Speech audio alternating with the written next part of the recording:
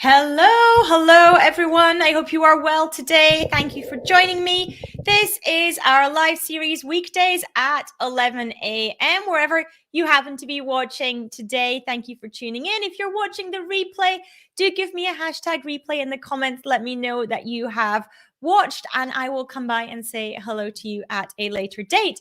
And for those of you that are starting to hop on live, welcome. Thank you for tuning in and thank you for joining me. Today, I'm speaking about my two top strategies that I use when overwhelm hits. So make sure you stay tuned for both of those because they are going to hopefully help you when you are in a similar situation. For those of you that don't know me, my name is Annette Ferguson. I am CEO of Annette & Co, UK-based accounting firm.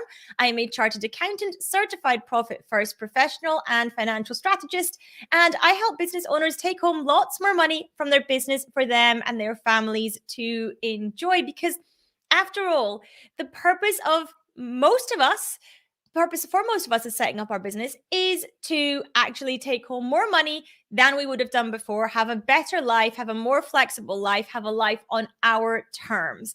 And so let's make sure we do that. But running a business can have its fair sprinkling of stresses, and it can cause that feeling of overwhelm to bubble up in us. And so, what do we do when overwhelm actually hits? Well, I have two main things that I do when I feel overwhelmed, and typically I actually do both of these things.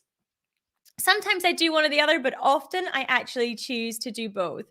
And one of these in particular may feel quite counterintuitive because it takes up time which when you're overwhelmed, it feels like you don't have an excess amount of. But I promise you, this is what works for me.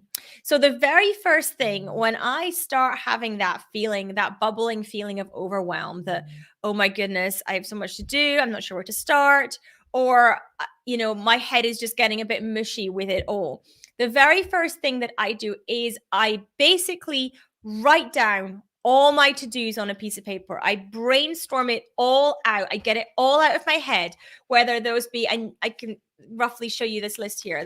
Half of them are scored out because I've done them already, but they are, whether it be personal things, whether it be business things, whatever it is, getting a list of all those to-dos. I also list the projects. So if I am going through my to-dos and I think of an actual project, so it's not just a tick off thing, it's like I need to, write another book. And I put that on the project side of the page. So I have two sides of the page. I have my to-do side, my project side, and I just get it out my head. Just sit down and get it out of my head. Turn off distractions, get it all out of my head and onto paper. And that's the first step. This is a technique that I learned from a master life coach called Brooke Castillo. She calls it Monday Hour One because she recommends you do this every single Monday for an hour and sit down and do it. I just do it when I feel called to do it. So I don't necessarily do it every single Monday. I do it every week, and I do it when I feel overwhelmed as well. Because the first step is to get all the to-dos down on paper, but the next stage is to start working out when you do those things, is to put them into your calendar, your diary, and map out when you're going to get that stuff done. Because when you realize that actually there's a plan here of how to get this stuff done, it helps with the overwhelm. And some of that stuff you might think, right, I'm going to delegate that to a team member or my partner, or actually looking at it in the cold light day, that doesn't need to be done at all. That's just a waste of time. So you can start planning out when things get done. And that for me is the very, very first thing and the first step that I take when I have those feelings of overwhelm. So I set aside time to do that, which, like I mentioned, might feel like you don't have any because you're in this overwhelm, but actually taking half an hour or an hour to do this with a cup of tea and maybe even a slice of cake can really help get things in perspective and under control.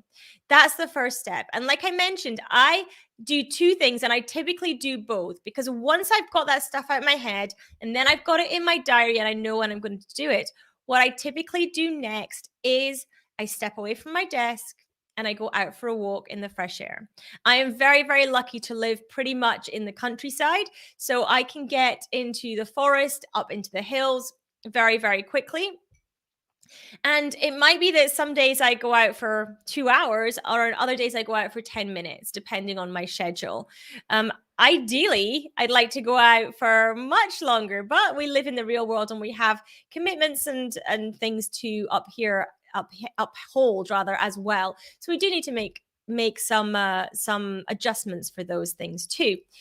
But if you can, once you've done that overwhelm exercise and got everything down on paper, if you can, even if it's for 5 minutes, just go out, get some fresh air, move away from your desk, get that reset that happens when you go out in the fresh air and you come back in to sit down again. That for me is the second part, and it's a really, really important part of the process that I go through when I have those feelings, because like I say, it just gets you away from the environment to come back and feel like, okay, I'm ready to go again. And then you can start tackling some of those things that you put on your list for today that you brain dumped earlier. So you can start moving through those feelings of overwhelm, those feelings that you have so much to do, and how do you find the time, and how are you going to manage it all? It starts to become manageable because you're managing it.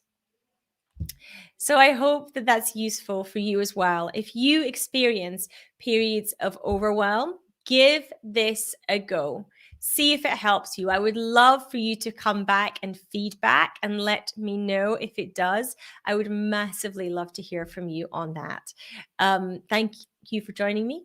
Thank you for tuning in today. I am back tomorrow, same time, same place. So make sure you mark it in your diaries. I won't be doing any of my live series next week. I'm actually on holiday. So next week I have off, just for so you know, for your own diaries, and we'll be back the week after that.